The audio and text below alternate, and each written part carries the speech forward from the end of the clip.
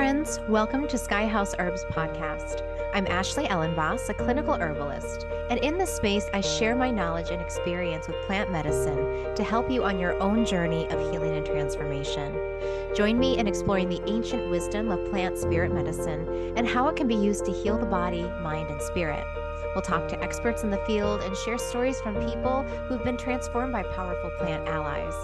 New episodes are released each Monday, so please subscribe. And now, let's explore this mystical world of plant medicine together. Hey everyone, welcome in. Today we'll be talking about alcohol and the holidays, two things that often go together for better or worse. In today's episode, we will be talking about some of the underlying reasons of why we drink during the holidays. We'll talk about strategies for limiting alcohol consumption. We'll talk about other people's drinking and how that may affect you. And then we'll talk about herbs and herbal strategies and some, I think, helpful tips for how to manage, think, and prepare for the holiday season and the alcohol that comes with it. Before I do that, I would love for you all to take a moment to click the subscribe button. I've been so awed with new subscribers. I think we've had like 1,637, I actually looked it up, subscribers just from this year alone. So thank you all for those of you who are new. Thank you, of course, to all of my oldies who've been with me from the beginning. And you can be one too. You can join in the Sky House Herb crew and community just by clicking the subscribe button, and then you'll get notified of new herbs and talks that I'm going to be doing. So there you go. I also wanted to mention our annual Kickstarter is underway. So this is our fundraising time where we need your help to meet our financing goals. That supports the work that I do on this platform, my husband's work at Nightlight Astrology. It allows us to offer need-based tuition options to students from all over the world for our different courses, including our Roots and Spheres course. So I'm just going to hop over there real quick. I'm going to share my screen and come over to the Nightlight Astrology screen. So this is the website for Nightlight Astrology. This is my husband's platform. And if you go to nightlightastrology.com, and then right here, you'll see the 2024 Kickstarter. If you click on that, it'll bring you to our Kickstarter page. We have 18 days to go from this moment, which is probably going to be less by the time you listen to this. And so far, we have raised $102,000, which is amazing. Our goal to even get any of the funds is $200,000. We have 496 backers. We're hoping to beat last year's goal of 1776. So every single donation helps. If you want to back the project, just click this. You can get a seat in our Roots and Spheres course that starts in January, where we partner herbs and astrology. And it's a really fun way to learn about different plants, take them in your body, and learn about how the astrology affects your day-to-day life. So I do hope that you'll join us for that course, and you'll save about $250 on the course if you register through the Kickstarter platform. So please do that if you are able to. And now let's hop back on over to today's topic, alcohol and the holidays. So why is it that alcohol and the holidays are so connected? Why is it that we often reach for alcohol during the holiday season? And I think one of the reasons is because of anxiety. I think for a lot of people, the holidays are stressful. So, what do we do with the mounting stress, with the obligations, with travel, with hosting family or friends? Is we are looking for outlets. We're looking, I think, very intelligently. Our bodies and minds seek ways to relieve stress. And, certainly, I think for some people, alcohol, if there's not an issue of addiction within a person, they might be able to imbibe alcohol, in a pretty moderate way. So that's certainly, we can talk about moderation in alcohol. We can also talk about abuse in alcohol. But I think we're all looking for some way to decrease tension and stress. And there are certainly other options. And these are probably things you know about, like take a walk, look at your diet, make sure you're eating foods that are actually really nourishing and giving you the vitamins and minerals you need. Yoga, breath, meditation, right? Making love, going out with friends that you find to be very low stress, right? There's a lot of things we can do. However, the truth is that in our culture, in our society, there's a lot of alcohol. Drinking has become a very, and not just become, it's been this way for thousands and thousands of years, is that it's a way that people get together and they relax or celebrate together. But I think the anxiety is something that we want to keep an eye on, that we're seeking something to help ourselves manage and cope and to not feel so much stress. So if we can just identify that at all and say, "Oh yeah, that's why I'm doing this," then you're ahead of the game. Then when we get to some of the strategies, they're going to make a little bit more sense. Now, the second reason a lot of people drink over the holidays is for the social aspect. As I mentioned, drinking is a very social activity. And around the holidays, we might not want to feel left out, right? We might want to be included. We might not want to be seen as like the uptight person who doesn't drink, or like, hey, look at, Fred over there. They don't know how to relax and let go and party, right? Or it could just be, everyone has something in their hand and I don't want to have a cup of water in my hand. Like, I don't want to feel left out. So I think the social piece is something that we also want to consider and think about. So what are some I'm going to share with you some ideas of ways that you can still feel included and feel like a part of the social group without necessarily having to drink. The third reason is that people want to get into the holiday spirit, right? I think there's something, and it's funny, the words spirit and alcohol are also very connected, right? Like people drink alcohol or spirits to shift their spirit, to get into a spirit. And I think there's a lot of other ways we can get into the holiday spirit other than alcohol. And this can be wearing something that's really fun, like maybe like wear that fun, silly, ugly holiday sweater, or, maybe get a facial. You can do something else. Maybe you do something for yourself before you go to a holiday. Maybe you take a long walk in the woods and you're like, I'm going to get into my own spirit before I engage in this big, overwhelming social experience that often makes me feel very stressed out. So, what are other ways that you can get into the spirit without necessarily having to take spirits? Here's the thing, for a lot of people over the holidays, they tend to drink more and more often than they would at different times during the year because, again, of these three things. Um, and I think in addition, there's just more opportunities to get together. Also, here in the Northern Hemisphere, it's colder out. So people are often inside. It's not like you're out swimming or hiking as much. You're indoors and you're trying to find ways to bond. And alcohol is a pretty common way that a lot of people do that. So I think what we want to look at is we're this is going to be probably in our face more regularly during the holiday season. And I want you to think about how you feel usually after a holiday experience when you've had too much alcohol.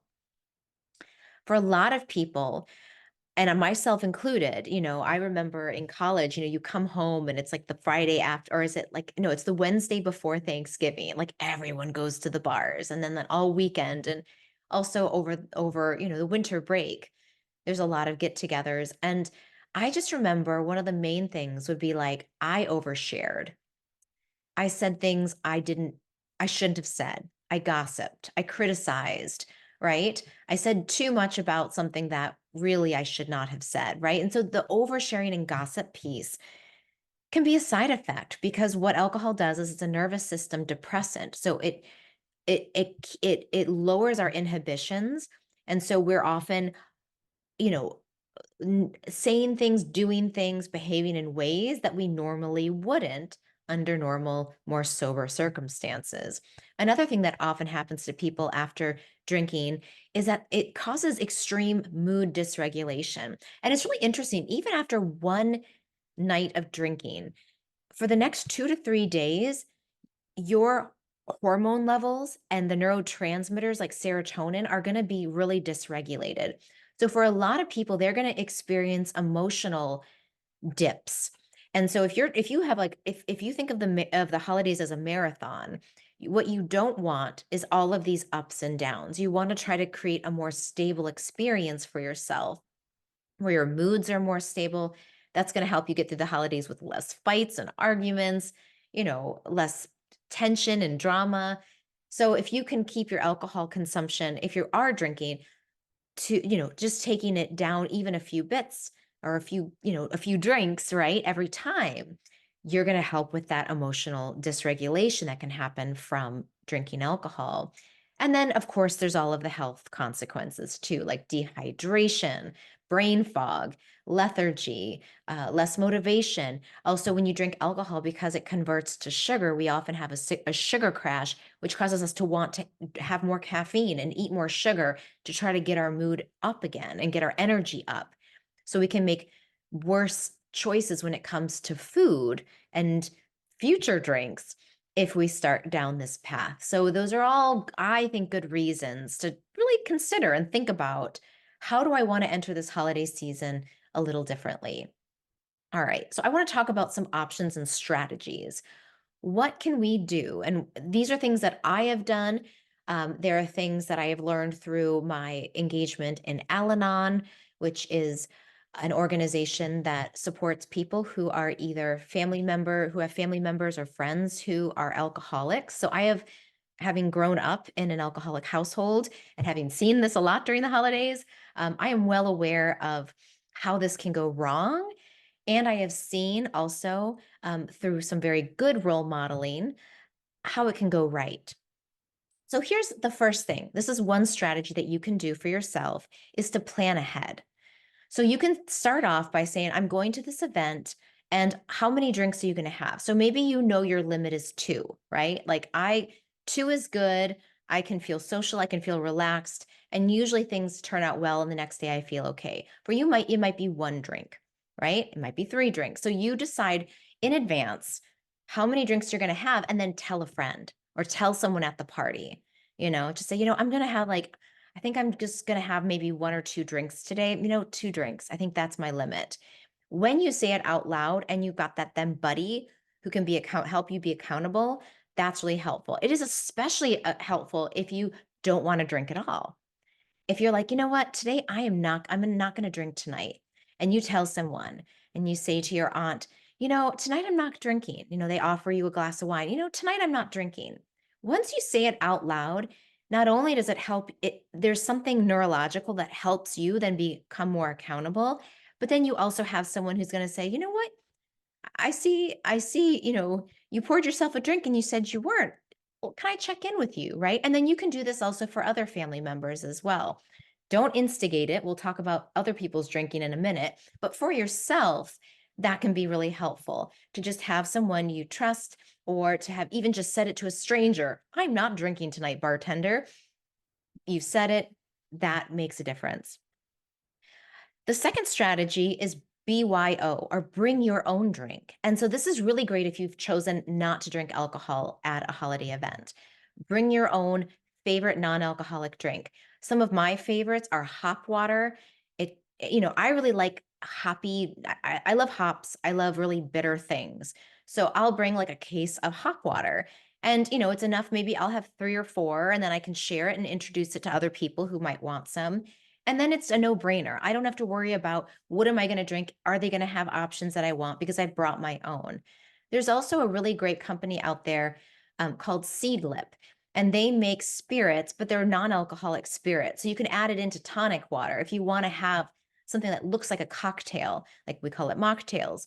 Then you can bring your own bottle of some pre-made non-alcoholic drink mix, and then throw that in, bring an orange and slice it up and put it on the rim, make it look really cute, or bring some fresh crushed mint, put that in your drink. So you can make your own, and then you're in control, and you can also spread the word. And that might be helpful in your situation, to be like, yeah, somebody's curious about what you're drinking, and then you can share about your journey with alcohol. And I think that's sometimes how the seeds get planted. The other thing is to have an exit plan, right? This is something my husband and I often do, which is, okay, we're going to stay for 3 hours. So at 7:30, we are going to leave. Or no, we're going to stay for 2 hours and we're going to have two drinks. And that way, together we are monitoring what we're drinking, how much, and how long we're going to stay. And often having an exit time can be helpful in helping you map out when do you want to have your drinks, when you're going to have them. Or if it's a non-alcoholic situation, yeah, making sure you pack enough to last you during that time. And then when the drinks are gone, you're gone, right? And that can be very helpful for planning it out. And then the number 4 strategy is just limiting how many social engagements you have per season. Adam and I last year had our calendars booked. We went to plays, and I mean, we had so many things. We had family visiting. I mean, our whole December was completely scheduled out. And so we decided this year, we're going to not do that. So we went to one play. We have just a few social engagements, and we're trying to keep our social exposure minimal because I mean, I'm more extroverted, I think. I like to be social, but I also have a cap. And so knowing that about yourself, how many social engagements can you manage while maintaining your serenity and maintaining the level of stress that is going to be manageable for you? So try those 4, see if they help. 1, plan ahead. 2, bring your own drink. 3, create an exit plan. And 4, limit your social engagements. Okay. Now, what about other people's drinking? Are you anticipating that you're going to be going to a family gathering and someone's going to be drinking and it's going to bother you. It's going to affect you. Now, I am just going to say this, that I am not a drug counselor. I am not a marriage counselor. I'm not a family counselor, but I do have a lot of experience with families of alcoholics and certain dynamics. I've also been a member of Al-Anon now for 4.5 years, which is woo woo. I can toot my own horn. I'm so proud of myself because it has really changed my life. So some of the principles that might be helpful for you as you're at engagements with people who are drinking is the number 1 thing is to stay in your own lane. And this is something that's really hard to do, especially if it's a spouse or, someone who's really close to you, a sibling. And you want to tell them, you've had too many drinks. You've had 3 drinks, or you've had 4 drinks. Look at how you're behaving. And all the guilting, all the shaming, all the blaming, all the scowling, all the threatening doesn't actually change another person's behavior. And sometimes it can even backfire and make the behavior worse because alcoholism is a disease. And in Al-Anon, I learned the 3 C's, which have really changed my life and my relationship with the alcoholics in my life, which is you didn't cause it, you can't control it, and you can't cure it. You didn't cause it, you can't control it, and you can't cure it. And if you can remember those, then you can look at the disease of alcoholism in another person and be able to have a little bit more distance, detachment, and compassion. Now, I will say this, that if your safety is being threatened because of another person's drinking, let's say they're the one that's driving, or you don't feel safe around them because of their drinking, then it's really important that you take care of yourself first. So ask someone else for a ride home. You don't have to get in the car with someone who has been drinking too much. You always have choices. Now you have Ubers. They didn't have those when I was younger, but you can call on someone else, call a taxi, call an Uber, find a safe way home, and let the other person make their choices. And I really love this um, acronym, Q-tip, quit taking it personally, because I think this is something that we do a lot with alcoholics in our lives, as we feel like they're trying to hurt us. Why are they trying to make our lives miserable? Why don't if they loved us, they would stop. And if we remember to Q-tip or quit taking it personally, we understand that they're not doing the drinking. It really probably has very little to do with you. It probably has a lot to do with the disease, with their own coping strategy, their own personal history, their own personal trauma, and that they're not really trying to hurt you. They are often trying to help themselves in, unfortunately, a more destructive way. So if we can take a step back from another person's drinking and just observe it like that, sometimes that distance can help us to turn the mirror around and look at ourselves and say, well, what am I doing? How am I taking care of myself? Am I managing my own drinking? Am I taking good care of my own body? Am I setting things up for my family or children in a way that is safe and secure? How do I cope with stress? What am I choosing to do in this moment, right? Can I take a step away, go outside for a quick breath of cold air, right? Placing the responsibility back in the hula hoop of what you're actually responsible for, which is anything inside of the hula hoop is your responsibility, unless you have small children, of course. But otherwise, it's only within that hula hoop, which is basically you. That's all you are really truly responsible for. And then if you are caretaking children, they come in the loop with you and you have to think about their well-being as well. But other than that, especially with adults and adult, children who are adults, if you have adult children who drink a lot, this is another acronym that's really helpful is love. Is really the best thing you can do is to love them. And the acronym love stands for let others voluntarily evolve. Let others voluntarily evolve. That's really hard, especially when you love someone. But to love them is not to shame them, to blame them, to curse them, to punish them. That's actually not love. That's not loving behavior. But to say to someone, I need to take care of myself. I'm going to get another ride home. I love you. Please be safe. Clear boundaries, clear separation, no arguments, no blame, no shame. And then you get yourself and your family and whoever you're responsible for home. So I just want to say that is been so helpful for me. Thankfully, I'm not married to an alcoholic, but I grew up in an alcoholic household. And boy, do I wish that some of these would have been implemented when I was growing up. Now let's talk about herbs that can help.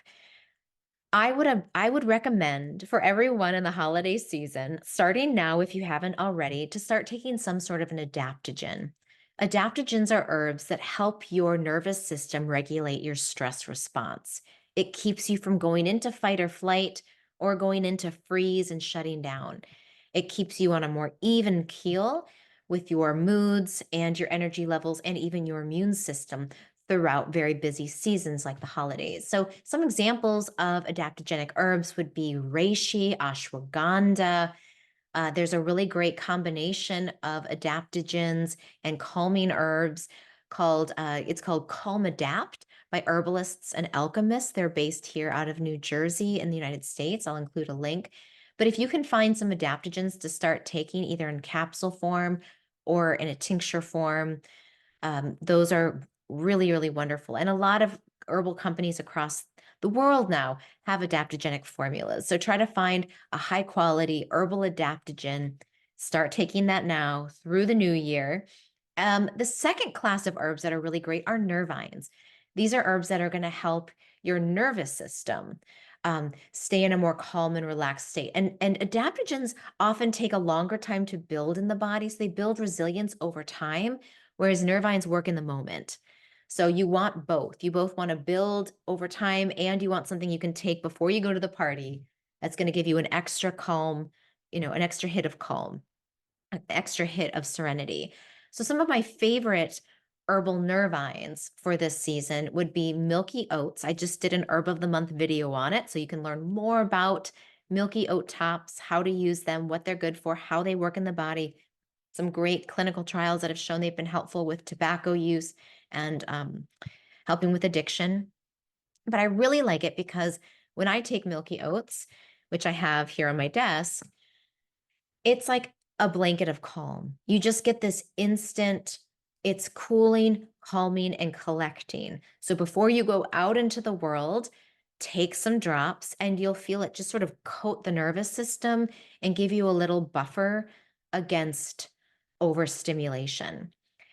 The second herbal nervine that I think works really well over the holidays is Skullcap. And Skullcap is really good for the busy mind. when you have like 12 plates spinning and you're having a hard time organizing your thoughts or checking things off the list. Maybe you're feeling overwhelmed and behind. Skullcap is a great herb you can take daily to help ease that anxiety and to bring you back into a calm center.